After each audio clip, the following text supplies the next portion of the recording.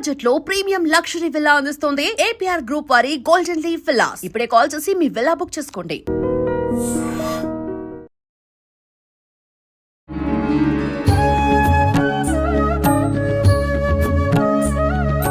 నమస్కారం, welcome to I dream. ధర్మ మార్గం విత్ విజిత కార్యక్రమానికి స్వాగతం. ప్రస్తుతం మనతో పాటు ఉన్నారు శ్రీ విద్యా ఉపాసకులు గీతా కుమార్ గారు. ఇప్పుడు వారితో మాట్లాడదాం. నమస్తే మా. శ్రీమాత్రే నమః. నమస్తే మా. మనకి డిసెంబర్ 16 తర్వాత నుంచి ధనుర్మాసం ప్రారంభమవుతోంది. విశేషంగా ధనుర్మాసం అనగానే గోదాదేవి కళ్యాణం ఒకటి బాగా గుర్తొస్తూ ఉంటుంది. అంటే గోదాదేవి స్వామివారి కోసం అలంకరించుకొని స్వామివారి కోసమే కొన్ని విధానాలు ఆచరించేదని, ఆ రకంగా కనుక ఇప్పుడు చేసినట్లయితే ఎవరైనా వివాహం కాని వారు వాళ్ళకి వివాహం జరుగుతుందని ఇలా వింటూ ఉన్నాము. అసలు ఏంటి ధనుర్మాసం విశిష్టత ఏంటి? ఏ రకంగా గోదాదేవిని కానీ స్వామిని కానీ ఆరాధించవచ్చు ఈ మాసంలో వివరించండి. ముందుగా ధనుర్మాసం పాటించేది శైవులు బాగా పాటిస్తారు. వైష్ణవ మతస్థులు నారాయణుని పూజించే వాళ్ళు, కృష్ణుని పూజించే వాళ్ళు. ధనుర్మాసం అనేది మనకంటే అంటే మన ప్రాంతీయం కంటే ఇది తమిళనాడు ప్రాంతీయం ఆచారం. ధనుర్మాసం మనకి అమావాస్యతో నెల మొదలవుతుంది, వాళ్ళకి పౌర్ణమితో నెల మొదలవుతుంది. వాళ్ళకి ఇది ధనుర్మాసం. అందుకు మనకి మార్గశీర్ష మాసంలో 15-16 రోజులకు స్టార్ట్ అవుతుంది. అక్కడ స్టార్ట్ అయిన తర్వాత అట్లా 15 డేస్ డిఫరెన్స్ ఉంటుంది. ఇప్పుడు సంక్రాంతి వరకు ఉంటుంది ధనుర్మాసం. మనం భోగి పండుగ రోజు గోదాదేవి కళ్యాణం సంక్రాంతితో అయిపోతుంది ధనుర్మాసం. అసలు ఈ ధనుర్మాసం ఏంటి అనే విషయానికి వస్తే అందరికి తెలిసిన విషయం, గోదాదేవి కృష్ణుడి కోసం అన్ని చేసింది. ఆమె తెల్లవారేసరికి అందరినీ గోపికల్ని లేపి పాట పాడుతూ ప్రతి ఒక్కరిని ఊర్లో నిద్ర లేపి తీసుకెళ్ళి నదిలో స్నానాలు చేసేసి కృష్ణుడికి మాలలు తీసుకుపోయి నారాయణుడికి వేసుకున్న మాలలు ఆవిడ వేసుకొని ఇచ్చేదంట. నాకు బాగుందా, తనని చూసుకొని మళ్ళీ స్వామికి బాగుంటుంది అని మురిసిపోయి ఇచ్చేది అనేది అందరికి తెలిసిన విషయమే. వివాహం అవుతుందా అని మీరు క్వశ్చన్ అడిగారు కదా. కన్యలు, పెళ్లి కాని పిల్లలు, అమ్మాయిలు ఈ ధనుర్మాసంలో గోదాదేవి పాశురాలని 30 పాశురాలు ఉంటాయి 30 రోజులకి. రోజు ఒకటి చెప్పడం మనకి అవైలబిలిటీ ఉన్నాయి. ఇప్పుడు వినొచ్చు, చూడొచ్చు, అన్నీ ఉన్నాయి. ఇప్పుడు గుళ్ళల్లో కూడా చెప్తున్నారు పాశురాలు. కొన్ని గుళ్ళల్లో మన ప్రాంతంలో కూడా స్టార్ట్ అయింది గోదాదేవి ఆరాధన. ఒక 2-3 ఇయర్స్ గా చూస్తున్నాం. టెంపుల్స్ లో కళ్యాణాలు అన్ని జరిపిస్తున్నారు మన ప్రాంతం వాళ్ళు కూడా. ప్రతిరోజు ఈ 30 రోజులు పాశురాలు వినడం అని నియమంగా పెట్టుకోవచ్చు. అది సంకల్పం చేసుకోవాలి. నేను ఈ 30 రోజులు ఖచ్చితంగా పాశురాలు వింటాను. నీ కోరిక కళ్యాణం అనే కాదు, ఏదైనా మన కోరిక ధర్మబద్ధమైన కోరిక అయి ఉండాలి. స్వామివారు అమ్మవారు ఖచ్చితంగా నెరవేరుస్తారు. ఈ 30 రోజులు మీరు పాశురాలన్నా వినొచ్చు. దాని తర్వాత మనం అలంకరణ చేసుకుంటాం కదా. ఈ 30 రోజులు స్వామివారి కోసం మన అలంకరణ వదిలేయచ్చు. కొంతమంది పూర్తిగా అలంకరణ మానేస్తారు. కాటుక పెట్టుకోవడం, పూలు పెట్టుకోవడం, కొంచెం వస్త్రాలు మంచిగా నీట్గా వేసుకోవడం, ఇవి కూడా కొత్తవి ధరిస్తాం కదా. అలా లేకోకుండా నార్మల్గా ఉంటారు, సాత్వికంగా నార్మల్గా ఉంటారు. అన్నీ వదులుకోలేం కాబట్టి, అంటే జాబ్స్ చేస్తున్నాం, బయటకు వస్తున్నాం, అన్నీ వదులుకోలేం. కానీ మనం చేసే అలంకరణలో, మనం చేసుకునే దాంట్లో రోజు వాటిల్లో ఏదో ఒకటి ఈ నెలంతా నేను స్వామి వారి కోసం వదిలేస్తాను అని అనుకొని దీక్ష చేయొచ్చు ఈ నెల రోజులు. అది కూడా ఒక కోరిక పెట్టుకొని చేయొచ్చు. స్వామి నేను ఇది వదిలేసి ఉంటాను, ప్రతిదీ కోరిక మేరకు. అంటే కోరిక లేకున్నట్టు చేసిన చాలా రోజే సంకల్పం చెప్పుకొని నేను ఇది వదిలేస్తున్నాను అనుకుని మొదలు పెట్టాల్సి ఉంటుంది. అవును, మొదటి రోజే నేను నీ కోసం ఇది చేస్తాను, ఇది వదిలేస్తాను, నాకు ఇష్టమైన దాన్ని. మన అలంకరణలో కాటుక పెట్టుకోవడం మానేయచ్చు. తల దువ్వుకోరు కొంతమంది నెల రోజులు, నూనె పెట్టుకోరు. ఇలా అలంకరణకు సంబంధించిన వస్తువులు, మనం అలంకరణ దండలు వేసుకుంటున్నాం, వీటిని కూడా వదిలేయచ్చు. ఇలా 30 రోజులు వదిలేసిన తర్వాత మళ్ళీ సంక్రాంతికి అలంకరించుకుంటారు గోదాదేవి కళ్యాణం అయిపోయిన తర్వాత భక్తాదులు. ఇంకొక విషయం ఏమంటే, ధనుర్మాసం పాశురాలని మనకి చెప్పుకుంటాం కదా.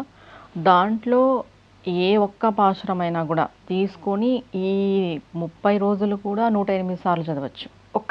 ఒకటి ఏదైనా ఒకటి మనకి నచ్చినది. ఒక్కొక్క దానికి ఒక్కొక్క ఫలితం చెప్తారు. అలా దాంట్లో ఏదైనా ఒకటి తీసుకొని కూడా మనం ఈ 30 రోజులు కూడా పారాయణం చేయొచ్చు. కొంతమంది పాల పదార్థాలు వదిలిపెడతారు, పాలు, పెరుగు, నెయ్యి ఇలాంటివి కూడా వదిలేస్తారు. ధనుర్మాసంలో తీసుకోరు కొంతమంది పాలతో చేసిన పదార్థాలని. ఇంకా స్వామివారి అనుగ్రహం కోసం మనం ఇప్పుడు కృష్ణుడు అంటే కృష్ణుడు, విష్ణువు, నారాయణుడు, మనకి టెంపుల్స్ ఉంటాయి, దేవాలయాలు ఉంటాయి మన చుట్టుపక్కల. ఈ 30 రోజులు మీరు తులసి మాల సమర్పించినా చాలా మంచిది.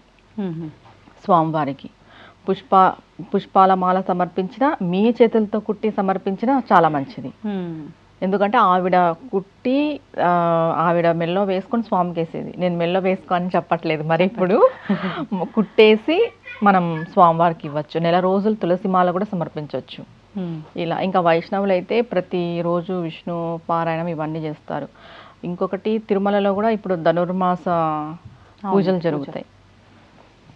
3:30కే జరుగుతుంది అనమాట ప్రభాత సేవ. ఎందుకు ధనుర్మాసం 3:30 కంటే బ్రహ్మముహూర్తంలో చాలా చాలా విశేషమైనది ఈ ధనుర్మాసంలో. ఇంకా కాళహస్తిలో కూడా అంతే, 3:30కి అభిషేకం జరుగుతుంది ధనుర్మాసంలో.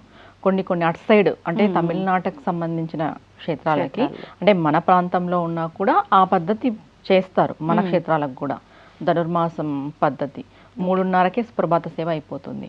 ప్రతి ఒక్కరు కూడా ఈ ధనుర్మాసం అంతా బ్రహ్మముహూర్తంలో లేచి మనం సంకల్పం పెట్టుకొని, ఏదో మన కోరిక ధర్మబద్ధమైన కోరిక ఉండేది సంకల్పం పెట్టుకొని మనం స్వామివారి ఆరాధన చేస్తే చాలా చాలా మంచి ఫలితం ఉంటుంది. చాలా మంచి ఫలితం ఉంటుంది. పెళ్లి కాని అమ్మాయిలకి పెళ్ళి అవుతుంది, అబ్బాయిలకి పెళ్ళి అవుతుంది.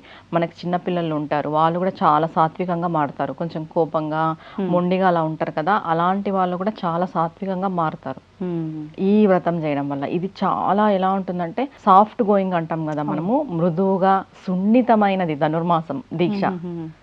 ఎవరితోనూ ఎక్కువ గొడవ పడకూడదు, ఏది ఎక్కువ మనం చెడు మాటలు సంభాషణ చేయకూడదు, అసలు చెడుగా మాట్లాడకూడదు.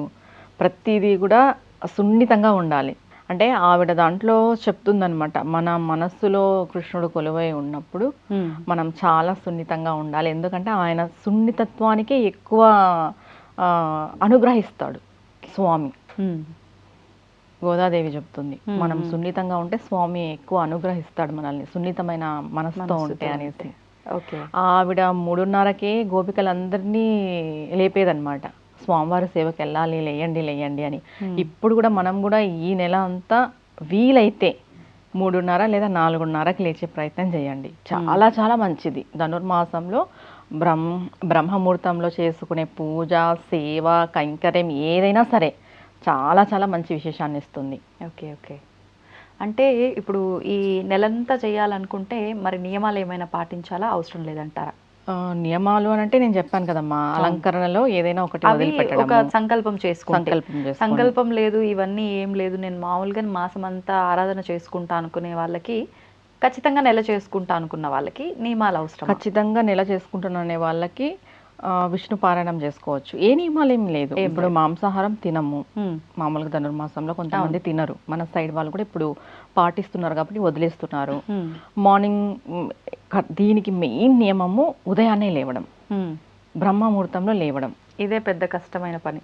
ఇది కష్టమైన పనే, కానీ ఈ నెలంతా ఆ బ్రహ్మముహూర్తంలో లేస్తే చాలా చాలా మంచి విశేషమైన ఫలితం ఉంటుంది. అందులోనూ చలికాలం తప్పదు, స్వామి ఎప్పుడు పరీక్షలు పెట్టే మనల్ని ముందుకు తీసుకెళ్తాడు. అంతే కదా. బ్రహ్మముహూర్తంలో లేవాలి. బ్రహ్మముహూర్తంలో లేవటమే నియమం దీనికి. ఇంకా మిగతా గోదా అమ్మ స్మరణ చేసుకోవాలి, ఈ పాశురాలు వినాలి. ఆమెను ఆండాలు అంటారు అటు, ఆండాల తల్లి అని పిలుస్తారు. అలా మనం మనసులో అనుకున్నా కూడా చాలా మంచిది. ఇప్పుడు ఆవిడ ఈ నెలంతా కూడా చాలా చక్కగా అలంకరించుకొని అట్లా స్వామి దర్శనం కోసం వెళ్ళేది, స్వామికి నేను ఇలా కనిపించాలి అని చెప్పి, అలా స్త్రీలంతా ఈ మాసంలో అలా మంచిగా లక్ష్మీదేవిలాగా అలంకరించుకొని అట్లా ఉండాలన్న నియమం ఏమైనా ఉందా? అలంకరణ చేయొద్దు అనలేదు, కానీ ఏదో ఒకటి స్వామికి విడవాలి అంటున్నా. ఈ మాసంలో పూలు కూడా స్వామి కోసమే పూస్తాయంట. పాసురాల్లో చెప్తారు, ఏదైనా కూడా ఈ నెల స్వామి కోసమే, మనం తీసుకోకూడదు, ఏదో ఒకటి త్యజించాలి. ఈ మాసంలో వచ్చేది ప్రతిదీ స్వామి కోసమే అయి ఉంటుంది అని ఆ పాసురాల్లో చెప్పబడుతుంది. ప్రతిదీ కూడా పూలు విరిసినా కూడా అది స్వామి కోసమే, మనం తినే పదార్థాలు ఏదొచ్చినా కూడా అది స్వామి కోసమే. అన్ని వదలలేం కాబట్టి కొన్ని వదలొచ్చు మన అనుకూలం చూసుకొని. అన్ని స్త్రీలకు సంబంధించిన మంగళకరమైన వస్తువులు కాబట్టి అన్ని వదలొద్దు, ఒకటేదైనా వదలొచ్చు, మనకి శక్తి కొలది. అది కూడా ఇది మేము వదిలి ఉండగలము అనేసి.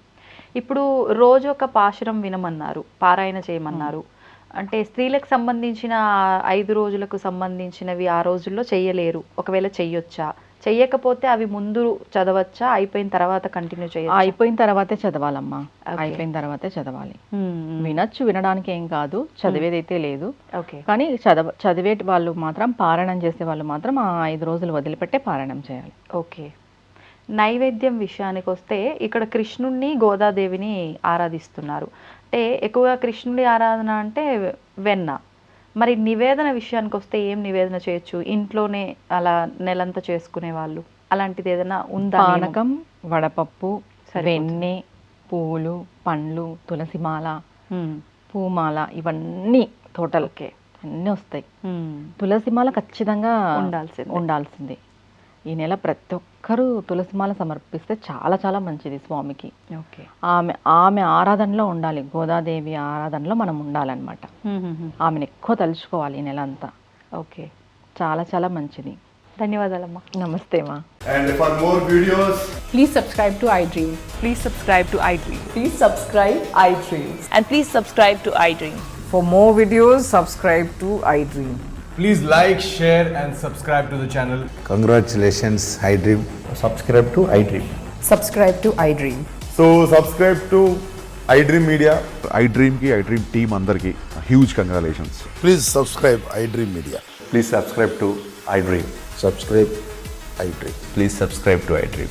iDream అంటే నా కళల ఛానల్ను సబ్స్క్రైబ్ చేసుకున్న నోరు తిరుగుతలేదు, మీరైతే గంట గుర్తు కొట్టండి. For more such videos, please subscribe to iDream.